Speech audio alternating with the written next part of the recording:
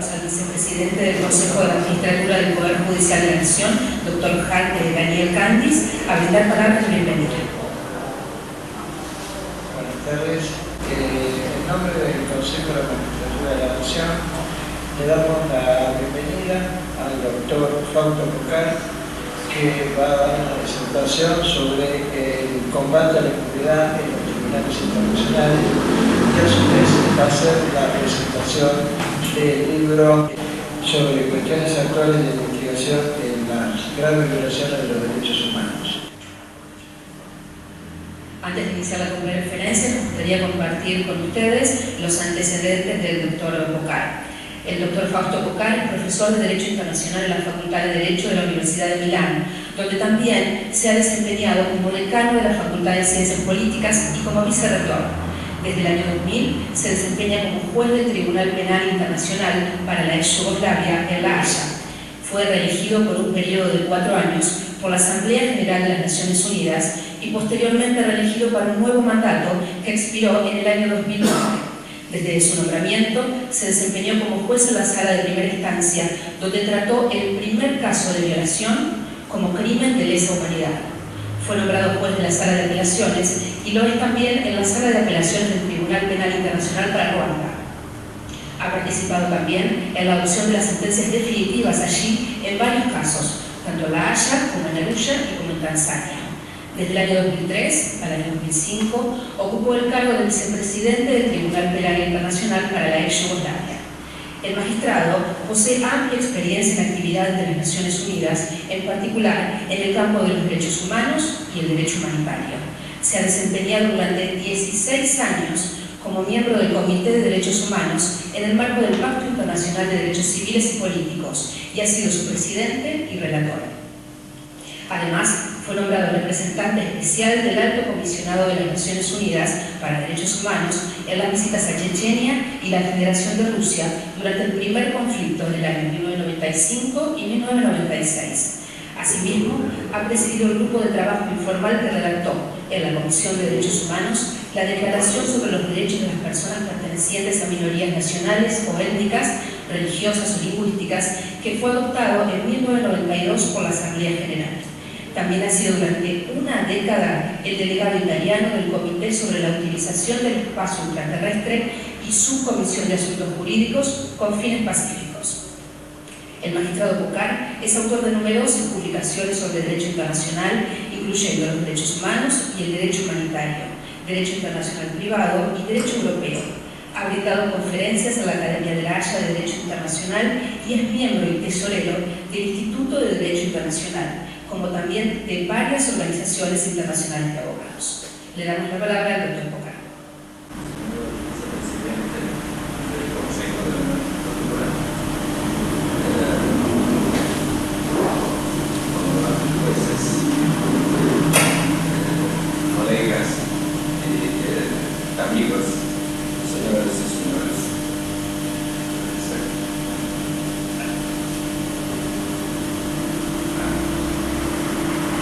Para mí un placer y un gran honor estar en la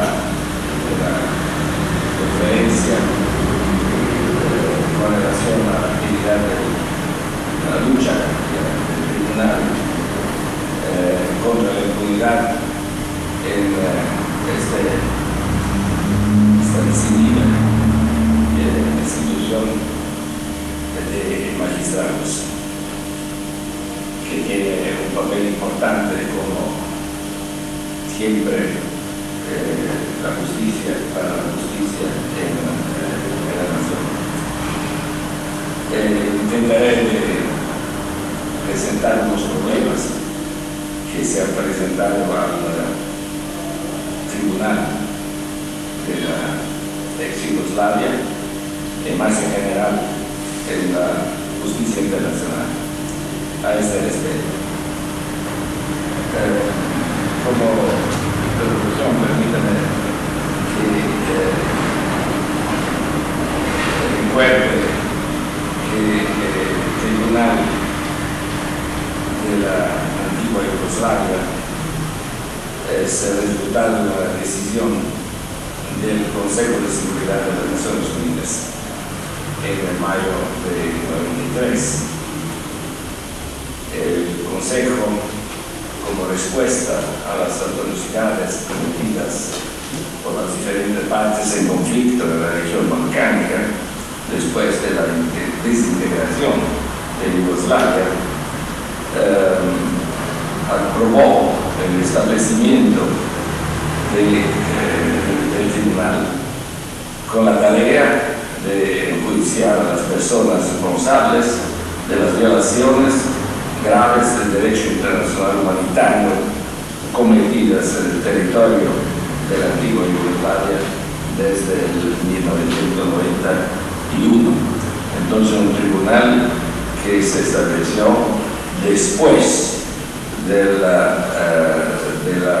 comisión de una parte, por lo menos, de los crímenes que se cometieron después del 93 también, un tribunal con una competencia retroactiva de dos años.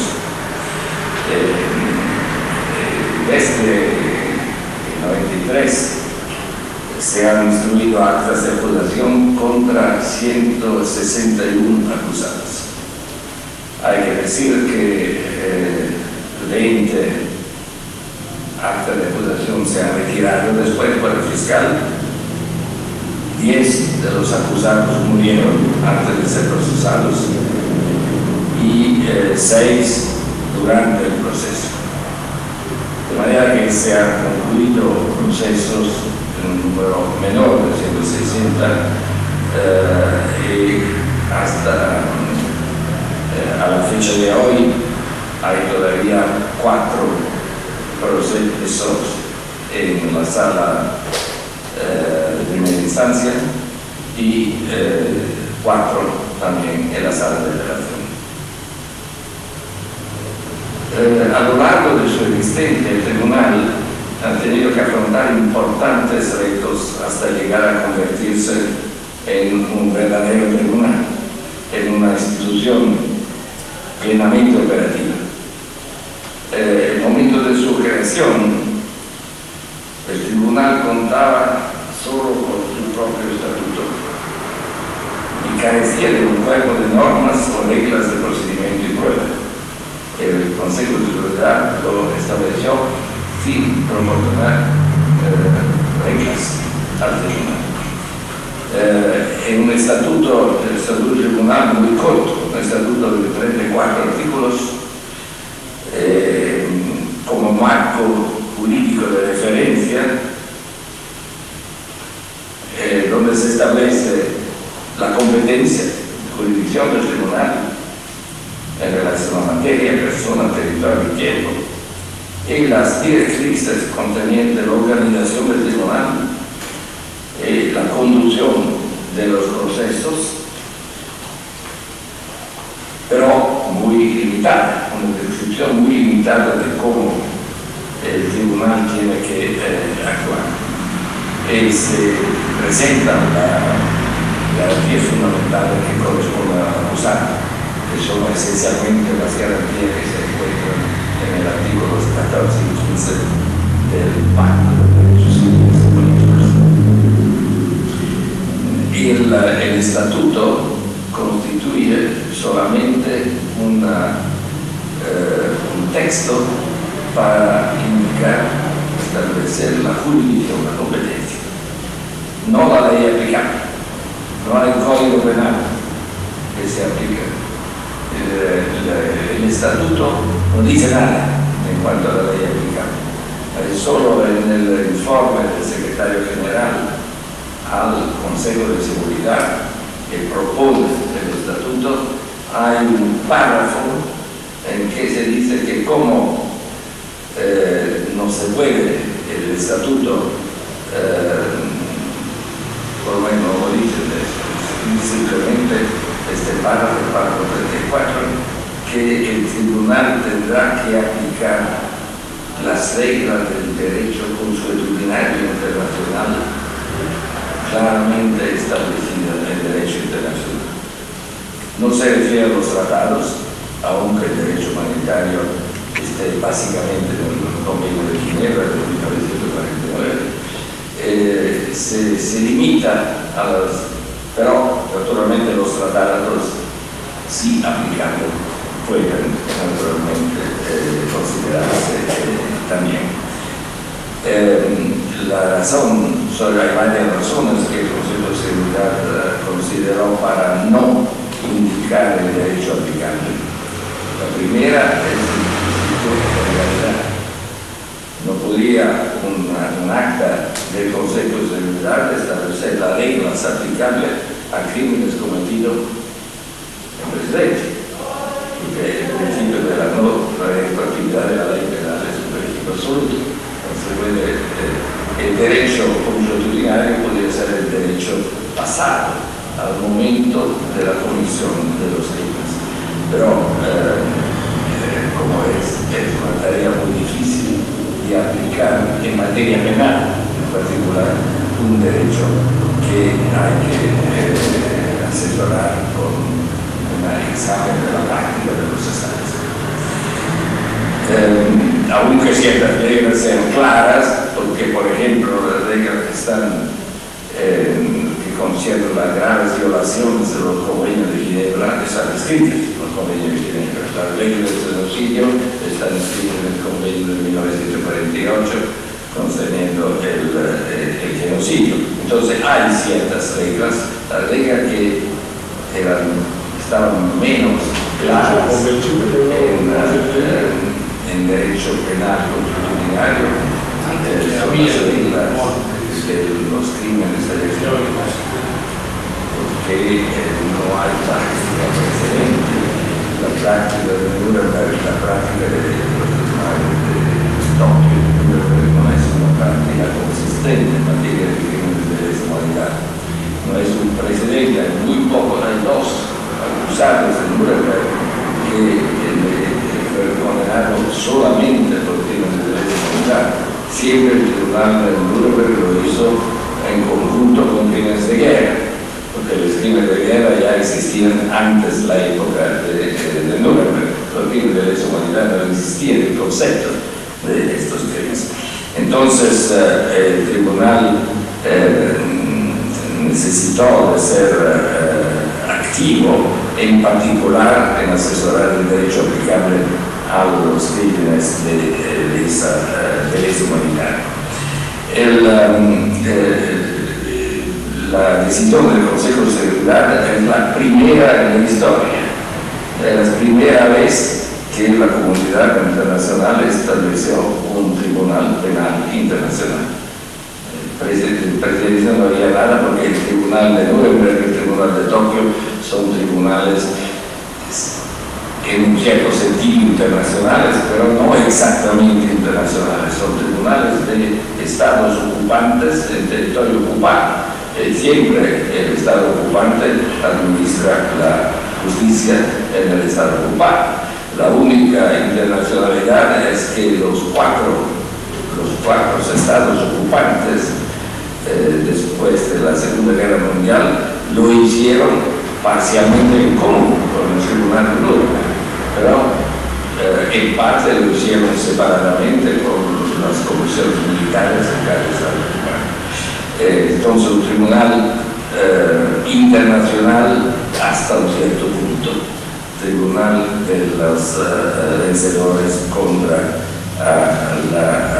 al Estado que había perdido la guerra. El primer resultado del establecimiento del tribunal estuvo de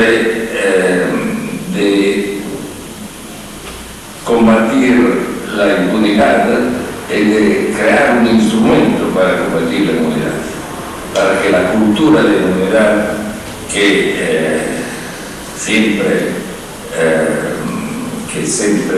está a la base de la repetición de violaciones se combata de manera efectiva.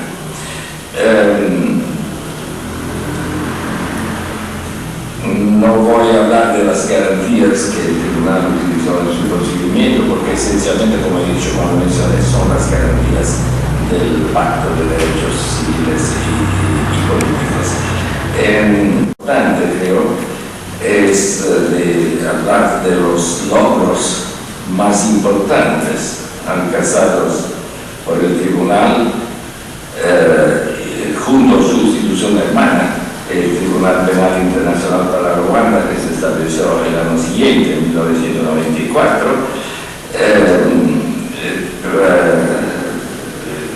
Los logros importantes en el desarrollo y la aplicación de las normas del derecho penal internacional, el derecho humanitario que existía en el derecho consuetudinario, en la costumbre internacional. Con muy pocos precedentes. Al comienzo de la actividad del tribunal, la jurisprudencia internacional era escasa, unas directrices se tomaron de la interpretación de la Cuarta Convención de la Haya relativa a las leyes y costumbres de la guerra terrestre del 1899, su reglamento de 1907. Algo se tomó de la Carta de Londres de 1945, que estableció el Tribunal de Nuremberg, pero en la mayoría de los casos el tribunal ha tenido que determinar los elementos de ciertos delitos, inspirándose en la norma del derecho internacional consuetudinario por una parte, en la costumbre que resulta de la aplicación repetida por los estados en su derecho penal interno, porque hay principios de derecho penal que son principios que todos los estados aplican, que todos los estados siguen.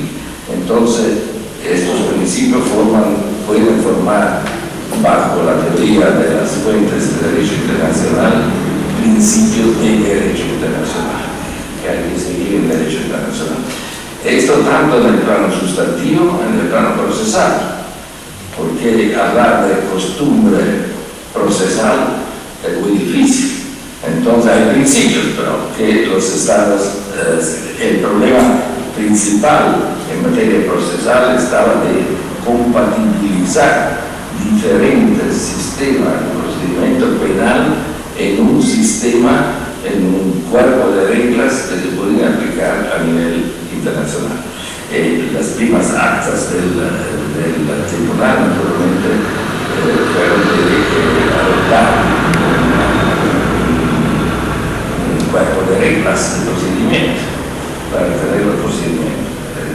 Hay aquí algo que normalmente los jueces no hacen. Los jueces reciben un reglamento, un código de procedimiento penal de lógica, no adoptan el código también. Puede variar el tipo de procedimiento penal. El tribunal lo ha visto muchas veces, de cambiar unas reglas que parecían no más adecuadas, cambiándola para el futuro. Naturalmente, hay varias reglas que se han cambiado durante estos años. Es una peculiaridad del Tribunal Internacional que la Corte Penal Internacional que se estableció después no ha seguido. La Corte Penal tiene un cuerpo de reglas de procedimiento que se adoptó por la Asamblea de los Estados Partes.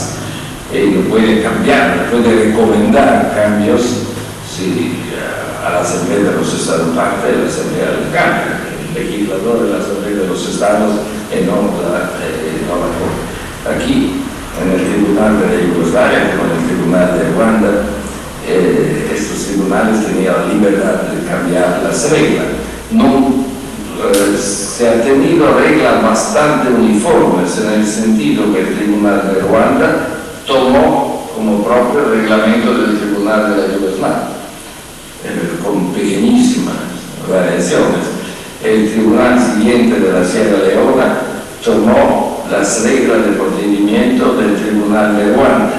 Entonces, más o menos hay una cierta armonización, pero otros tribunales han seguido otros principios. Los avances principales de la jurisprudencia, yo puedo tratar solamente de uno, porque claramente hay tantos fallos y tantos crímenes que se han tratado antes del tribunal. Uno de los principios esenciales con relación a los crímenes de guerra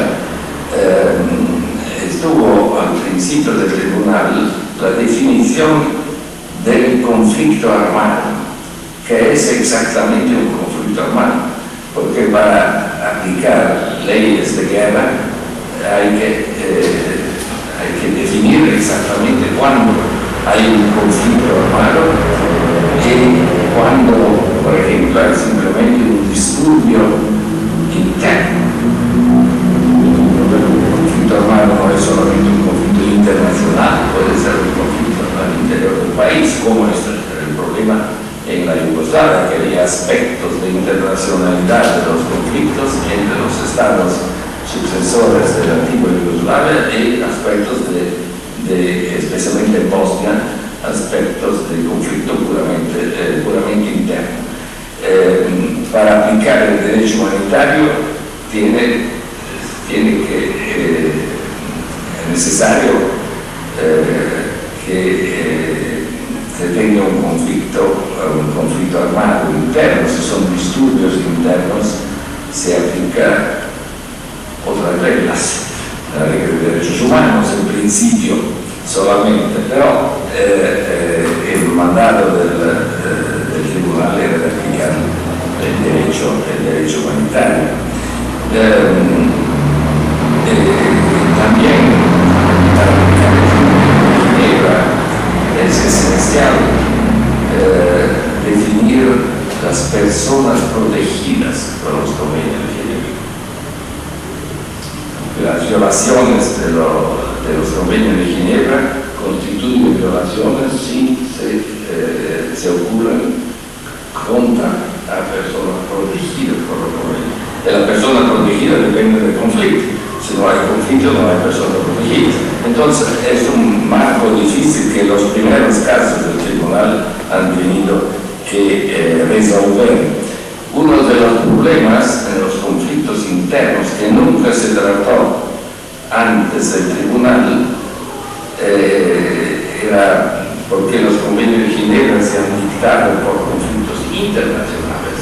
Las personas protegidas son los combatientes o los civiles del otro país, el país enemigo contra el que se combate.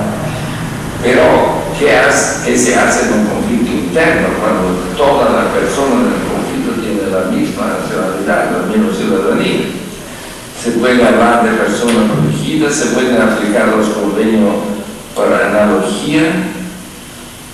Analogía en derecho penal es un problema delicado, evidentemente, un problema que los jueces conocen muy bien, que no se puede en la interpretación aplicar en analogía, pero en realidad la decisión del tribunal al principio se dirigió en el sentido que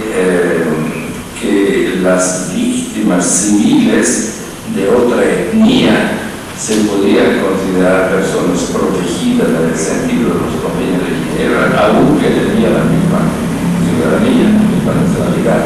Hay 3 etnias en Bosnia, básicamente 2, las musulmanes, 3 religiones, musulmanes, los croatas y los serbios, que son grupos religiosos diferentes, y se consideró que para poder funcionar el tribunal tenía que considerar en el conflicto interno como personas protegidas los diferentes grupos, aunque ellos tenían la misma ciudadanía, la misma nacionalidad. Otro asunto importante que el tribunal ha tenido que resolver de carácter general es que los convenios de Ginebra esencialmente se dirigen a delitos cometidos, a reglas para los conflictos internacionales. Hay solamente un artículo, el artículo 3 común de los 4 convenios de Ginebra, que pone unos principios fundamentales de protección en los conflictos internos. sin destacar que las violaciones de este principio constituyen crimen. La lista de los crímenes del Convenio de Ginebra corresponde solamente a los conflictos internacionales, a la violación de conflictos internacionales. El problema es que si se aplica a este principio, en los conflictos internos no hay crímenes, simplemente. Lo que el primer fallo del tribunal decidió, el caso Tadić, fue que estuvo que en realidad es algo de arbitrario, puede ser la interpretación que el tribunal hizo, pero en el sentido común, digo, si un asesinato, si una violación es una violación en un conflicto internacional, ¿por qué la misma conducta no puede ser violación en un conflicto interno? Cuando la violación es la misma, esencialmente. Tadić el tribunal tomó la decisión, a pesar de la apelación en Tadić, de proponer, de decidir que en efecto el sistema de los convenios de Ginebra, a la luz del desarrollo de los derechos humanos en los últimos 50 años, permitía decidir que en la conciencia de la comunidad internacional las violaciones en los conflictos internos, los conflictos internacionales eran iguales. Hay un pasaje en el razonamiento que puede ser, por ejemplo, no exactamente lógico, pero basado en el sentido común, simplemente. Siempre se ha aplicado este principio en el futuro, la futura actividad del tribunal. Lo que el tribunal ha hecho, además de esta parte general, es de definir una serie de crímenes o de consolidar la definición de los crímenes, siempre con referencia al derecho a la costumbre internacional, pero nadie antes había hecho el estudio de la costumbre internacional, había definido exactamente los crímenes. Crímenes como genocidio estaba definido en el convenio del genocidio, pero la persecución, por ejemplo, como crimen de lesa humanidad no estaba definida, la deportación no estaba definida, los actos de terror como crímenes de guerra, los crímenes de género no estaban definidos, porque a la época de los convenios de Ginebra no había mención de violación, no existía. Nosotros sabemos que el desarrollo de esta temática es un desarrollo más reciente, de la época de la mitad del siglo pasado. Entonces le correspondió al tribunal de considerar la práctica internacional, los convenios internacionales, las decisiones tomadas en el derecho nacional por Estado, para llegar a la conclusión, por ejemplo, que el crimen de violación es un crimen de lesa humanidad en el marco internacional. Claro que está la legislación de muchos estados, pero en el marco internacional no existía nada. Al punto que, para dar un anécdota, el fiscal del tribunal, frente a las violaciones gravísimas que ocurrieron en la guerra de los Balcanes, todos sabemos que hubo cantidades de mujeres, de niños, la violación era parte de la técnica de la guerra, como está en Congo, en otros países ahora. Y el fiscal no estaba seguro que se podía tener el crimen de violación como crimen de autoridad y presentó los primeros casos como casos de tortura cometida por violación. Porque el delito de tortura es un delito claro, en la conciencia internacional está muy seguro, pero sin tener la idea que se podía considerar el crimen de León como crimen especial, independiente. A un cierto punto, en un fallo sucesivo en que participé, el acto de acusación era un fallo todo de violaciones de mujeres. En este fallo el fiscal presentó en alternativa al acto de acusación la tortura y la violación, alternativamente o cumulativamente, él dijo. Diciendo, bueno, el tribunal va a decidir si hay el crimen de violación o no, o si permanecemos en el crimen de tortura. Y fue un debate muy largo dentro de la sala de primera instancia, en que estaba así, ¿qué hacer con esto? Si la idea era que el crimen de violación pudiera existir como un crimen independiente, pero ¿qué hacer con la acusación de tortura? Porque claro que esta situación es también una situación de tortura, de maltrato, de grave maltrato. Y al final se hace, si se escoge alternativamente una de las dos, se va a decir, se va a absolver para la otra acto de acusación. Sí, es una violación, pero no es tortura, que no tiene sentido. Al final la decisión fue de condenar cumulativamente por los dos.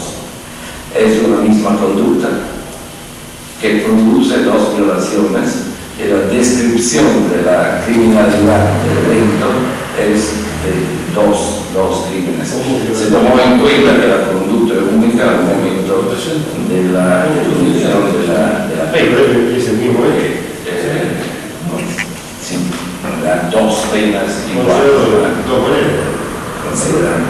Es un avance importante, como el Tribunal de Ruanda consideró en este sentido las violaciones masivas como actos de genocidio, como actos que tienen como intención de destruir la población, en parte o totalmente. Porque destruyendo normalmente el genocidio es destrucción física de las personas, pero si estas violaciones masivas llegan a una forma de destrucción física, psicológica, psíquica de las personas, que es igual a la destrucción física en realidad. El Tribunal de Ruanda tomó esta decisión, que es una destrucción fundamental de la historia de estos años de justicia internacional. Y estaba más cierta, pero por ejemplo no estaba tan cierto si la intención de matar, de destruir una población, constituye un dolo especial o es simplemente el dolo general de asesinar las personas. Y la jurisprudencia en el caso de Yeltsin decidió que es un dolo especial, que el dolo general es el dolo de matar, necesita una intención especial de destruir una población en todo o en parte. El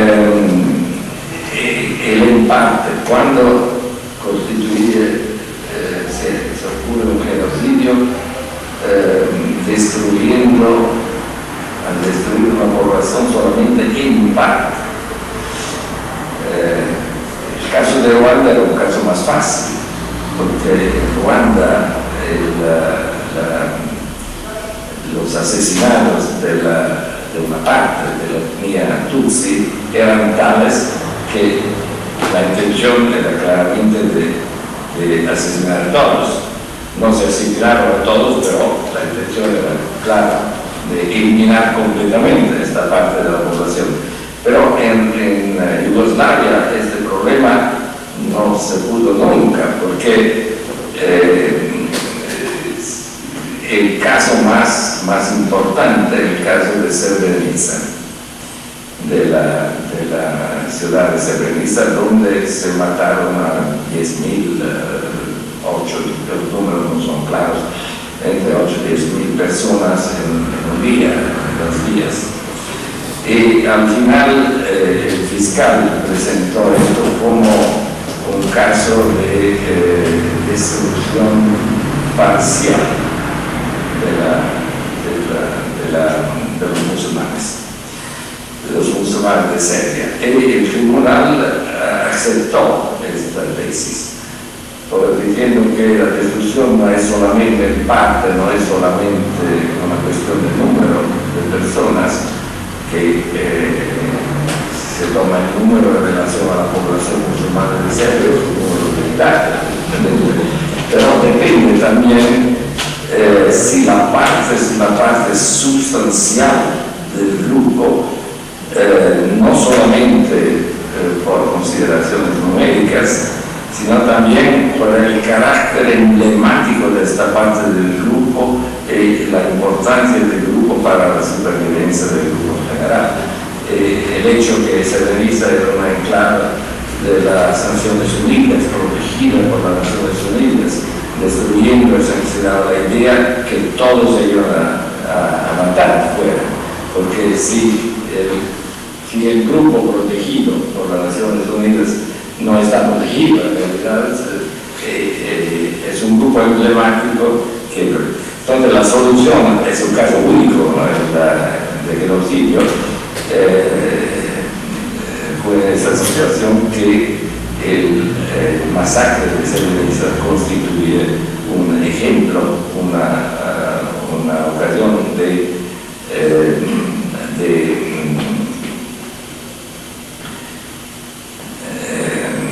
genocidio parcial. En varios casos, enseguida, de acusados por el genocidio de Srebrenica, naturalmente, que se pronuncian en el mismo sentido. El problema de los crímenes de lesa humanidad es un crimen, es un tema muy difícil, con relación en particular al crimen de persecución. Lo que pasó en la Yugoslavia es que todos los acusados, se acusaron, la mayoría por lo menos, se acusaron de crimen de persecución. Esto está en el estatuto como crimen, está en la práctica internacional, y ya en Nuremberg varios casos de crimen de persecución contra otros grupos. El estatuto limita la persecución por motivos políticos, raciales o religiosos. No, otros motivos no se pueden tomar en cuenta.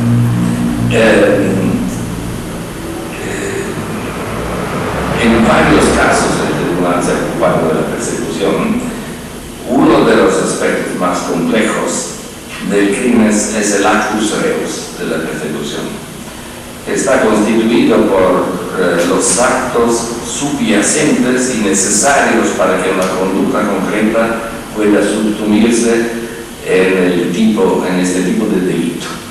¿Cuál es la persecución? Es una persecución que necesita un doble específico de discriminar por motivos políticos, raciales o religiosos, pero ¿cuáles son las actas que si se cometen con estos motivos constituyen persecución? El debate empezó con el caso Tadić, con el primer caso, que decidió que la conducta subyacente consiste en una grave violación de los derechos humanos. Entonces, aquí se liga el derecho humanitario a los derechos humanos. La grave violación de derechos humanos fundamentales puede ser un acto subyacente de la conducta intencional de discriminación por motivos políticos, raciales o religiosos. Pero también tiene que constituir un crimen en sí mismo o no.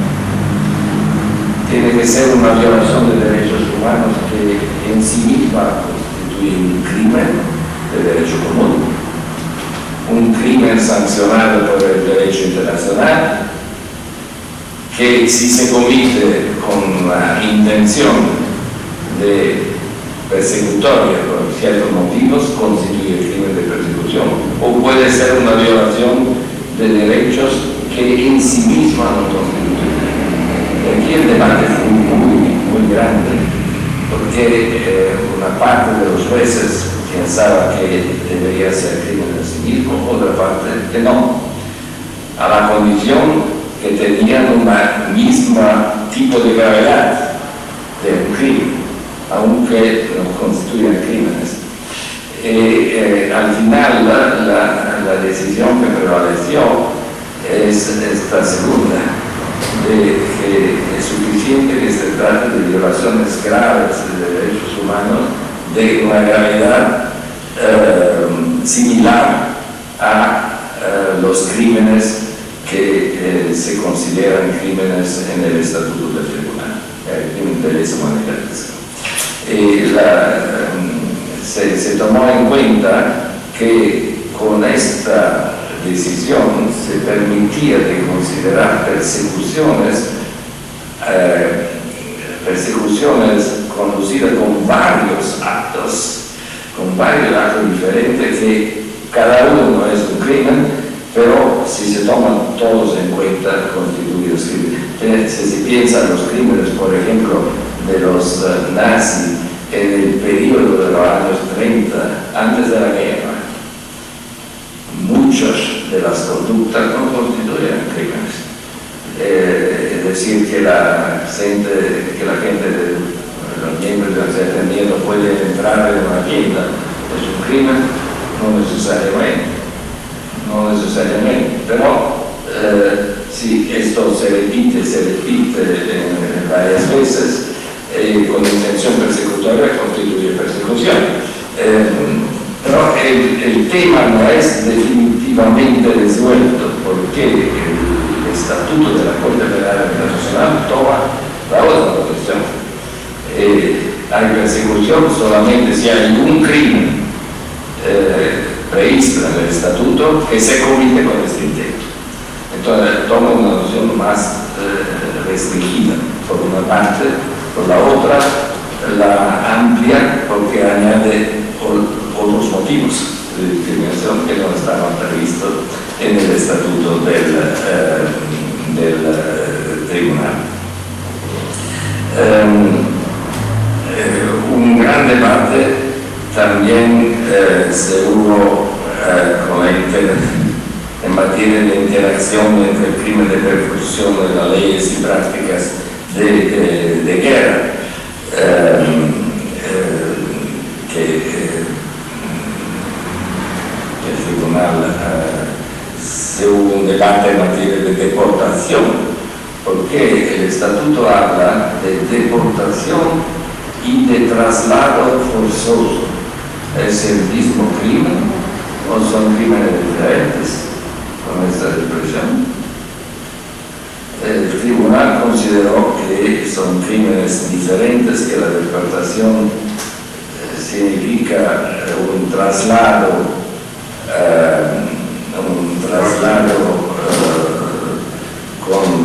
en que se cruzan fronteras de un país. El traslado forzoso permanece al interior del país, pero la gravedad del crimen es la misma. Aplicar estos principios en un contexto de guerra no es fácil, porque las fronteras cambian todo el día. No es muy claro dónde están las fronteras durante la guerra. Entonces se adoptó un principio que las fronteras de hecho en un cierto momento son suficientes para que haya deportación. Aquí también el problema no es necesariamente resuelto. El Estatuto de la Corte Internacional, la Corte Permanente, se refiere a la expresión deportación y traslado forzoso, sin dar indicaciones que va a decidir la Corte en el futuro si tendrá un caso, no lo podemos saber. Pero esto en cuanto a los crímenes, naturalmente he dado una serie de ejemplos, solamente no puedo tratar de todos los crímenes, pero un aspecto importante de los avances hechos por el tribunal es el desarrollo de doctrinas y de estándares aplicables a la responsabilidad penal. Estos crímenes de guerra, crímenes de lesa humanidad, normalmente son crímenes complejos, crímenes en que participan varios actores. No hay una persona, normalmente hay grupos que pueden ser gobiernos, que pueden ser políticos, que pueden ser militares, que participan en la comisión del crimen. El que comete materialmente el crimen es uno, pero hay varios que participan en la comisión. El tema de la participación de varios es un tema difícil siempre en la responsabilidad internacional. El tribunal elaboró con referencia también, adaptando en parte y atenuando los principios que se aplicaron en Nuremberg. En Nuremberg se adoptó un principio de comparticipación muy largo que permitía de condenar una pluralidad de personas por los mismos hechos. La Carta de Londres indica que la misma participación en el partido nazi es suficiente para implicar una complicidad de los crímenes. Naturalmente, cuando se habla de participantes en el partido de un cierto nivel, no de un funcionario que puede registrarse con el partido solamente para no perder su trabajo. A nivel alto, la simple participación en el partido nazi era motivo de complicidad, de comparticipación en los crímenes. Un motivo, una forma de responsabilidad objetiva, porque hay una relación con el crimen específico, puede ser que no. Normalmente hay que comprobar una relación con el crimen específico. El tribunal elaboró sobre esta base la teoría de la empresa criminal conjunta o empresa criminal común. Es decir, que esta forma de responsabilidad se aplica básicamente cuando hay varias personas que participan en un crimen y que tienen todas el mismo objetivo, que es el crimen. El papel que tiene en la comisión del crimen no cuenta, todos están responsables por el crimen cometido. Si tiene la intención y el dolo de cometer el crimen está, eso es suficiente para que esté el crimen. Y esta teoría no es muy diferente de lo que se aplica en el cuerpo. Si todos están en robo de un banco, solamente uno roba, pero están haciendo otras opciones, pero no todos son responsables por el robo. El problema que se presentó, que se hace si hay esta empresa común y durante la comisión del crimen, uno de los miembros de la empresa común comete otro crimen que no estaba previsto en la en el diseño criminal primitivo. ¿Son todos responsables? Puede ser responsable solamente el que ha cometido materialmente el crimen, o el que ha ordenado a alguien no miembro de la empresa de cometer el crimen. También ocurre cuando hay crímenes complejos. Por ejemplo, un desplazo de poblaciones implica de utilizar grupos militares, una cantidad de personas para cometer el crimen.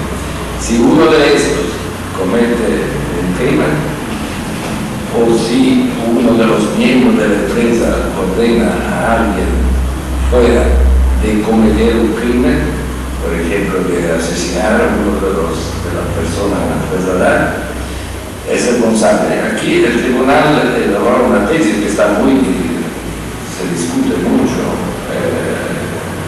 se ha discutido mucho fuera del tribunal también, diciendo que es un criterio de previsibilidad que se aplica. Si era previsible, naturalmente previsible, que un crimen se podía cometer, esto forma parte de la responsabilidad. Por ejemplo, el traslado de una población, 1000 personas de un pueblo, uno de ellos se asesina, eso asesinado se puede prevenir fácilmente. Es evidente que uno u otro de las personas va a resistir que uno quitarle la mano. Es previsible. En otros casos puede ser menos previsible.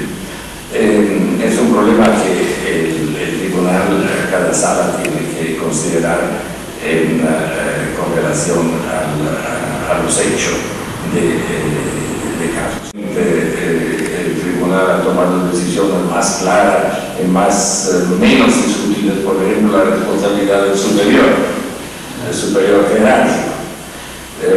En el marco militar es un problema bastante simple porque hay una cadena de mando muy clara.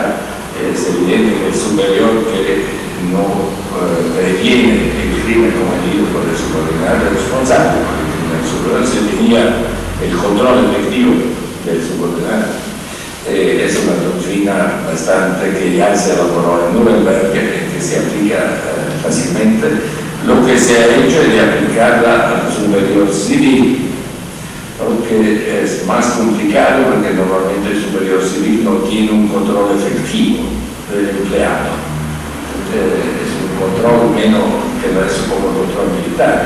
Se ha aplicado pero en casos en que había una cierta forma de subordinación que similar a un control de carácter no militar, a un control de carácter efectivo. El tema más discutido en la responsabilidad penal es el tema de quién ayuda a quien comete el crimen, o facilita la comisión del crimen.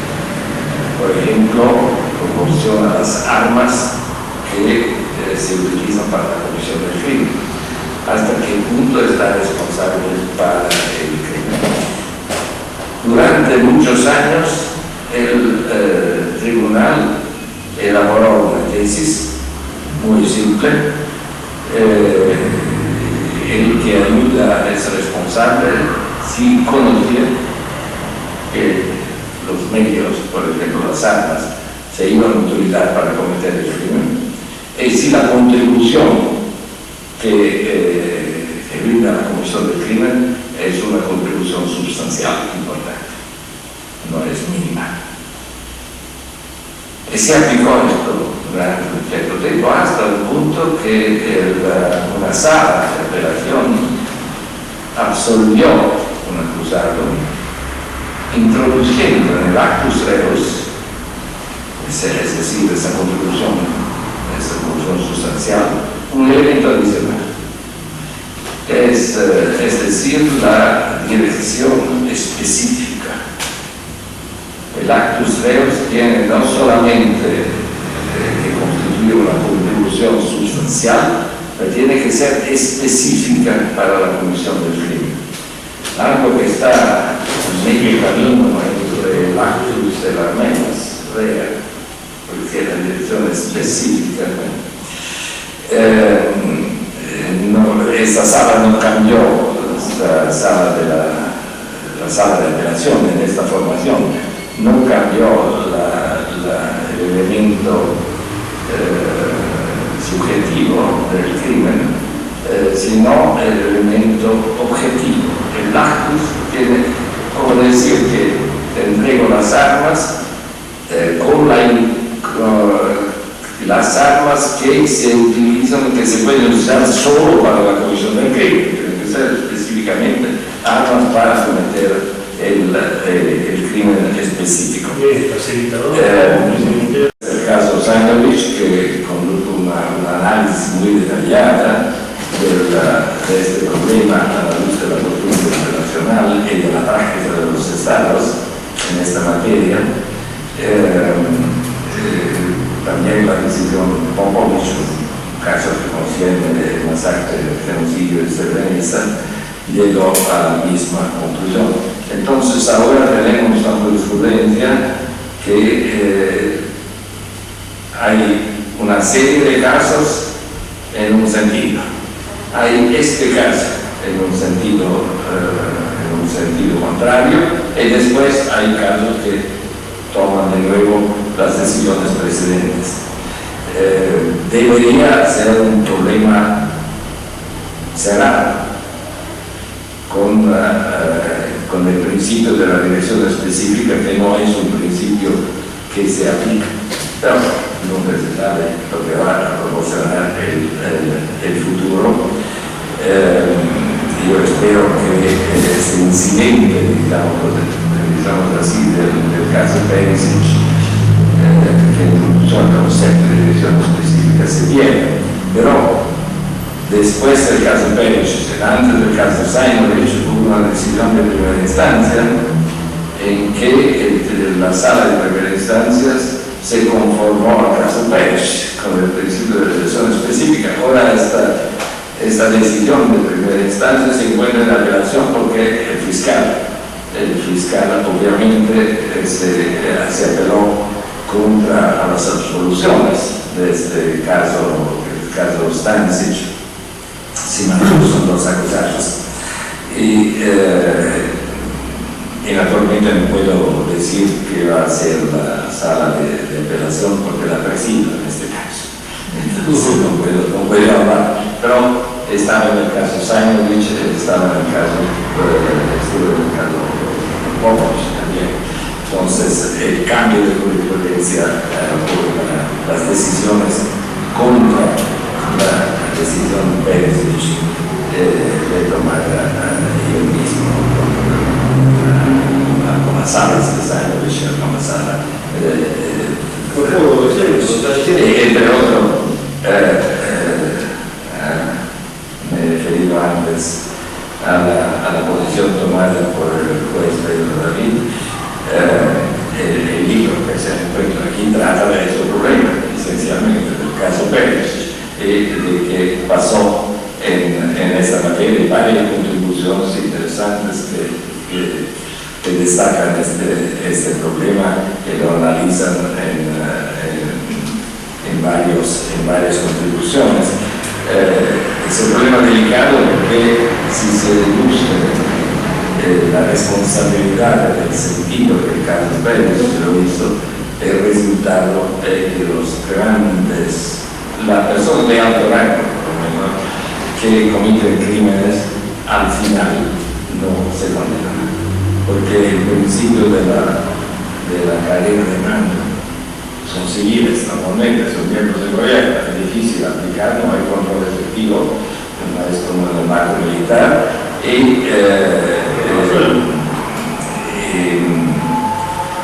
el principio de la responsabilidad por ayuda tampoco se aplica porque es difícil que se tenga una dirección específica. Que normalmente cuando se ayuda puede ser por varios motivos, se puede ayudar también por motivos legales. El acta de ayuda no necesariamente solamente para cometer el crimen, puede ser para hacer de hecho una situación. Lo que permite la responsabilidad es poner a punto la contribución sustancial por una parte y la intención que el conocimiento que esta contribución se utilizará o se puede utilizar para la comisión del crimen. Eso es el umbral que debería aplicarse normalmente y que se ha aplicado normalmente en la jurisprudencia de la mayoría de los estados. Bueno, no sé si he hablado demasiado, pero he querido un poquito. No, pero sí podría seguir naturalmente porque me he quedado en el tribunal 15 años, entonces he participado en una cantidad de decisiones del Tribunal de la Igualdad y del Tribunal de Guardia, que la sala de apelación es la misma. Entonces, este problema de la dirección específica ahora se presenta también en un fallo de Guardia, el último fallo de Guardia. Falta uno solamente de apelación, y hay el problema no tratado de manera específica, pero hay el problema de definir la ayuda, el tipo de responsabilidad. Y espero que, yo lo preciso, espero que se vaya en el sentido, no en el sentido de pesos, que la mayoría de los colegas no vaya en este sentido, sino que tocará escribir una opinión disidente. Bueno, creo que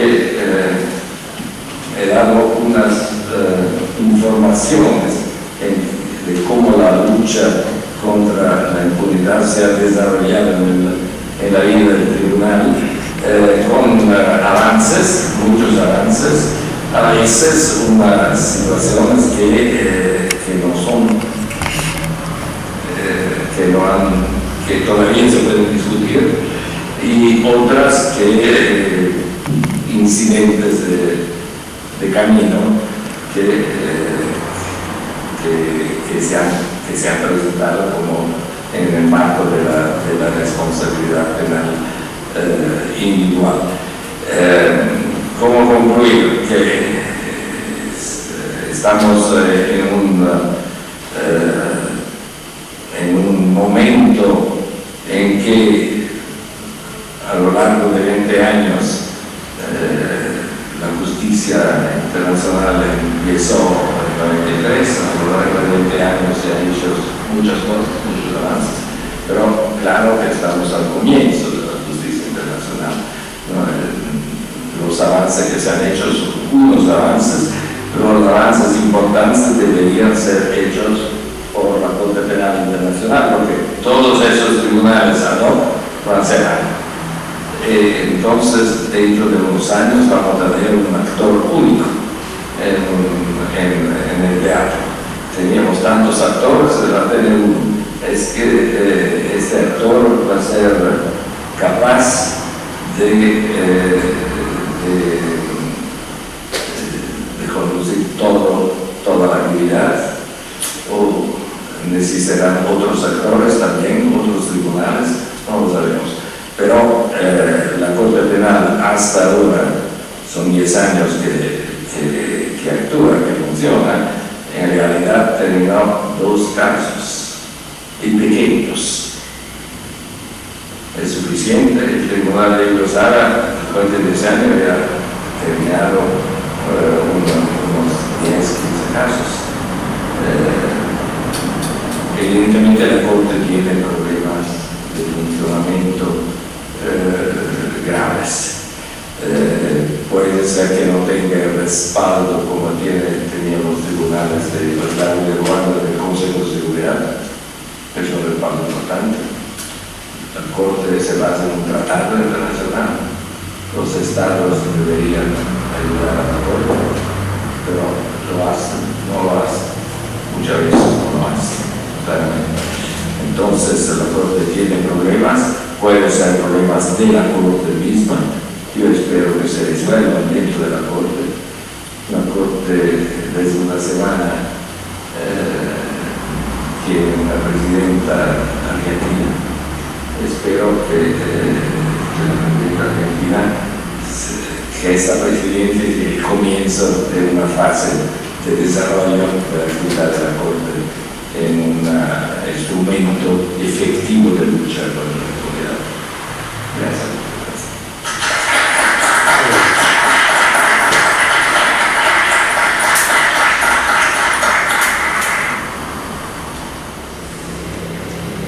Sí, los escuchamos. Buenas tardes, doctor. Soy el doctor Casas del Tribunal Oral Federal de Tucumán y hemos tenido algunos casos de lesa humanidad, por lo menos resueltos como delitos de lesa humanidad. Puntualmente, tengo entendido que tanto el Estatuto del Tribunal de Yugoslavia como el de Ruanda prevén la obediencia debida como atenuante de culpabilidad. Es decir, en ningún caso como causa de justificación, pero sí como atenuante de culpabilidad. E inclusive en la Corte Penal Internacional, no solo como atenuante, sino como eximente. Concretamente, la pregunta es si ustedes, en el marco del Tribunal de Yugoslavia, han aplicado como atenuante la obediencia debida, inclusive en el marco de estructuras militares.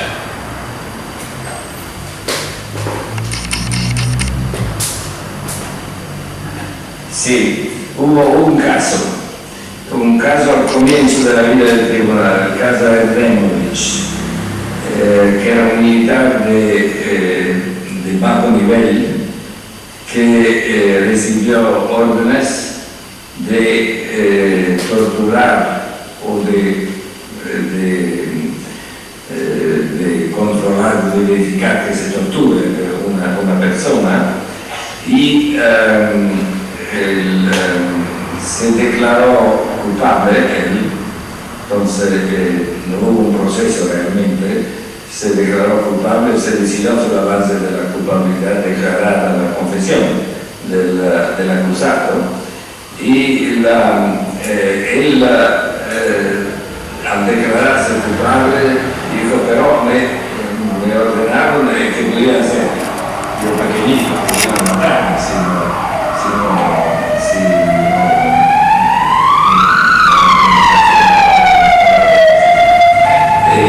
el tribunal lo condenó, pero utilizó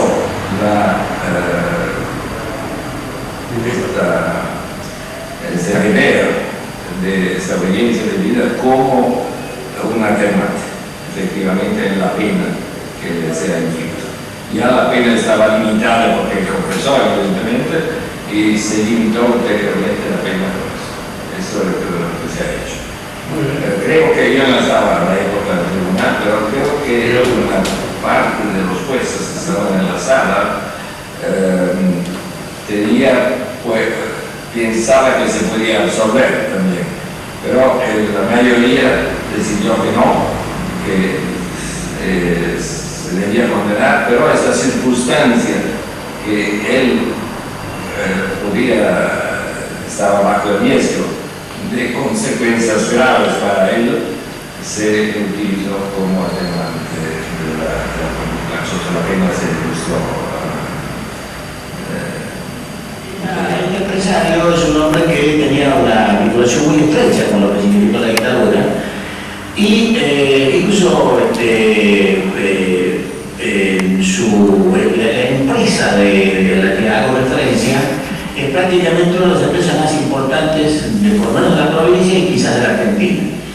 Él aporta vehículos a las fuerzas policiales, a la gendarmería, y hace poco la sala dice que el aporte de esos vehículos, de ningún modo, estamos hablando de un contexto donde se estaba cometiendo crímenes, porque era de público conocimiento, que es lo que estaba pasando en Argentina, que no necesariamente él sabía que esos vehículos iban a ser utilizados para el traslado de personas que luego terminaron desaparecidos o muertos. Entonces, la pregunta es, si, por eso lo traigo a colación al caso, Porque a mí usted hablaba con respecto, me iba saliendo, presentando el caso, que acaba de salir, creo que tiene 48 horas, presumo. Y es ahí donde quiero puntualizar, porque me parece que tiene mucho que ver esto de la dirección específica en lo que hace al aporte de este empresario, ¿no? Ese es un caso de un civil que aporta a una empresa criminal, concretamente una logística importante, ¿no? Sí, el caso es interesante desde ese punto de vista, pero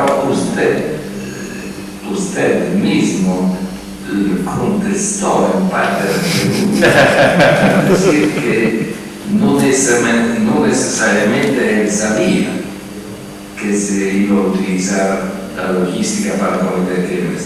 Entonces, esto es un problema de mens rea. Si él no sabía, no tenía el conocimiento que se podía utilizar la logística para cometer crímenes, no hay porque falta el elemento de la mens rea. Es decir, como lo dijo la doctrina Perisic, que la mens rea, el conocimiento que se podía utilizar para matar a los civiles en Sarajevo, esto estaba, no hay problema. Pero el elemento que faltaba era que el elemento objetivo del crimen, el actus reus, que el actus tiene que ser dirigido, significa es un problema diferente. Porque, ¿qué significa dar armas que pueden matar a civiles o a militares o a combatientes? Claro. Son armas, pero estos son carnetes. Si matan a combatientes, no es un crimen. Si matan en una operación militar, si matan a civiles, es un crimen. Porque los civiles no se pueden matar solamente en el marco del daño colateral, pero es muy limitado. Ahora, la persona que ayuda conoce muy bien la situación de Sarajevo, que durante 3 años los restantes presidentes se mataron una cantidad de civiles. No, pero pues se ha hecho durante 3 años el crimen se imputa. Debió saber. Entonces la mens rea está clara que se puede utilizar. La dirección específica sería de proporcionar armas que solamente se pueden utilizar para los civiles. Es difícil imaginar una situación de este tipo. Por eso, el comienzo de su pregunta, cuando dice cómo el tribunal en el caso absolvió al acusado, evidentemente. Porque no se puede imaginar armas en un caso de este tipo que se puedan utilizar solo específicamente para matar civiles. No existe. En este caso de la producción de armas. Claro, no lo digo yo, lo dice, yo estaba transcribiendo parte del fallo, ¿no? Sí. Lo dice el tribunal. La pregunta tenía que ver con que el elemento de contexto permitía de algún modo pensar que la dirección del aporte era específicamente para eso. Es decir, estamos hablando de una empresa que tiene que ver, obviamente que cualquiera, digamos, la ambigüedad de lo que puede surgir del propio aporte. Si yo puedo prestarle un vehículo puede ser utilizado para muchas cosas. El tema es si específicamente en este caso, porque este fue parte, digamos, la clave, digamos, de interpretación que hace el tribunal de qué modo contribuye a la empresa criminal el empresario.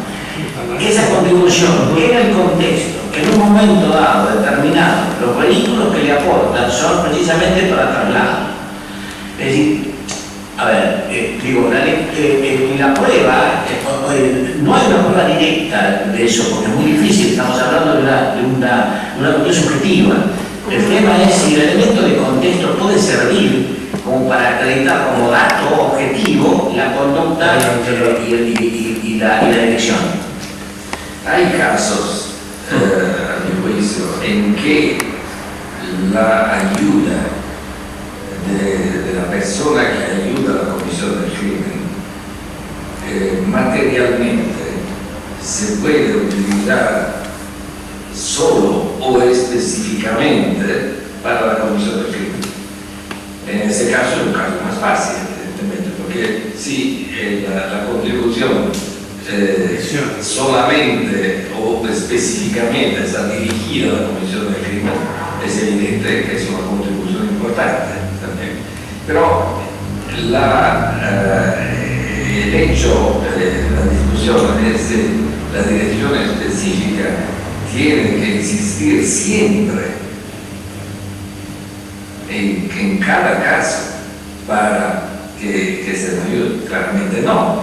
Es claro que el caso para un juez o un fiscal, el caso en que la dirección sí específica, es un caso más fácil que en materia de prueba. Porque si se puede utilizar esa logística solamente para cometer el crimen o específicamente. O no se hubiera podido cometer el crimen sin esa logística, es la verdadera pregunta. El caso se presenta de manera más fácil el fiscal y para los jueces a decidir. Pero el tema es un elemento necesario de la responsabilidad por ayuda o no. El tema de Pérez, lo que dijo la sentencia Pérez, el juzgado Pérez, es que es un elemento necesario que tiene que existir siempre, en cada caso. En el caso preciso que se redactó tomando como base este documento del 96 de la Comisión de Derecho Internacional, no se incluyó la cuestión de la dirección específica. Entonces el umbral es más bajo, simplemente. En la vida del fiscal es difícil. ¿Alguien más en la sala o en alguna de las salas de distintas provincias quieren hacerle alguna otra pregunta al doctor? Sí.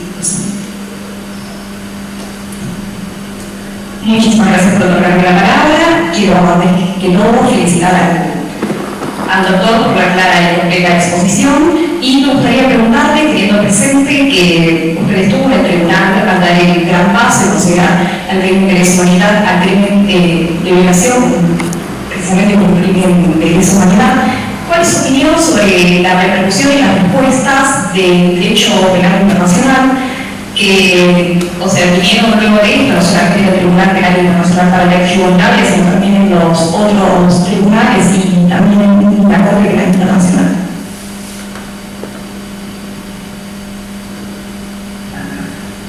En la jurisprudencia hay relativamente poco. Hay la jurisprudencia de Uganda, no voy a dejar los casos de sí. Bueno, no, como ya.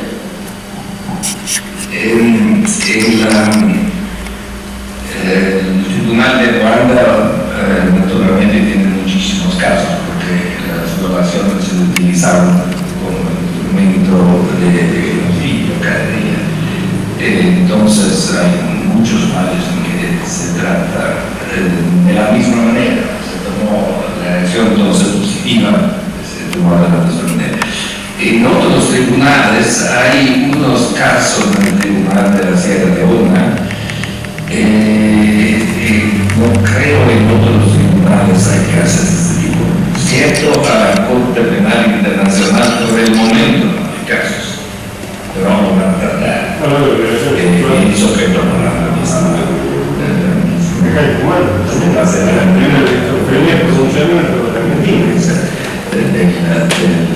Del tribunal. Aunque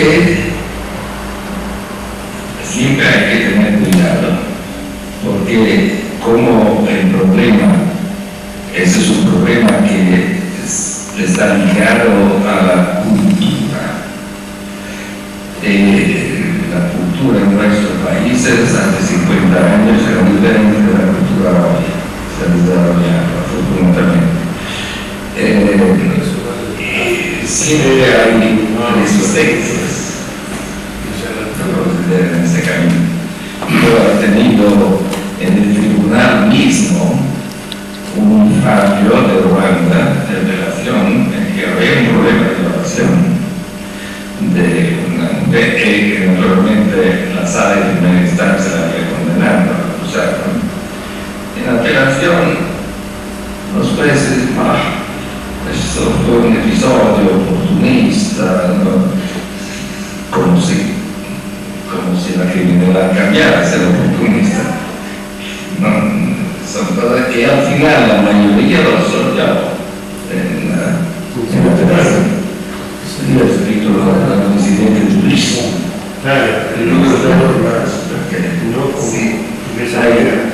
Esto no es simple en esta materia, que está ligado a los derechos humanos. Haces avances, pero siempre hay el riesgo de posiciones de regreso. Hay que tener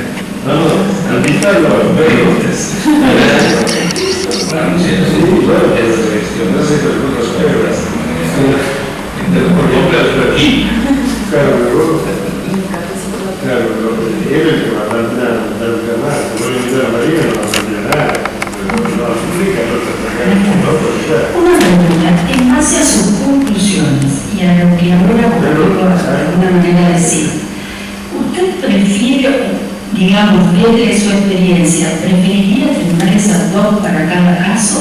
¿O no sería mejor que funcionara la Corte Penal bien y entonces de alguna manera no tiene más seguridad jurídica a todos los estados de Yo creo que sería mejor que la Corte Penal que el órgano permanente universal. Creo que hay un camino. En la Corte funciona mal. Muchos critican a la Corte. Unos estados dicen, bueno, Costa le funciona mal. Entonces, es el momento de eliminarla. Yo creo que no, porque si dentro de unos años tenemos solamente la Corte, es un instrumento, puede ser que no funciona bien, ¿de acuerdo? ¿Qué se hace cuando un instrumento no funciona bien? Se toman medidas para que funcione, no se elimina. Si es un instrumento importante desde el punto de vista convivencia mundial, desde el punto de vista social, desde el punto de vista de los derechos humanos, y hay un instrumento que no funciona, que se puede mejorar. Hay que mejorar. La lucha debe ser una lucha para mejorar el instrumento. Eliminar el problema, que hay instrumentos para resolver el problema que no funciona, no es una mi juicio. Entonces hay que trabajar para que funcione. Puede ser un camino difícil, cierto será un camino difícil, pero hay que continuar, que trabajar para que camine, para que el instrumento funcione. Esta es mi opinión personal. Claro que los gobiernos que pagan, que ponen inversiones, puede ser que tomen otros caminos, pero no es un buen motivo para denunciar. Las personas que se ocupan de derechos tienen que discutir e identificar la medida que permita a la justicia de funcionar.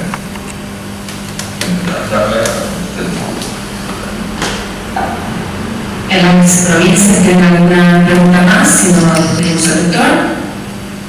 Bueno, de esta manera vamos a finalizar esta conferencia, agradeciendo especialmente al doctor por dar su presencia este día, igual que a los consejeros y al resto de las autoridades presentes. Invitamos también a los que quieran retirar un ejemplar del libro que se presentó en el día de hoy. Muchas gracias a todos.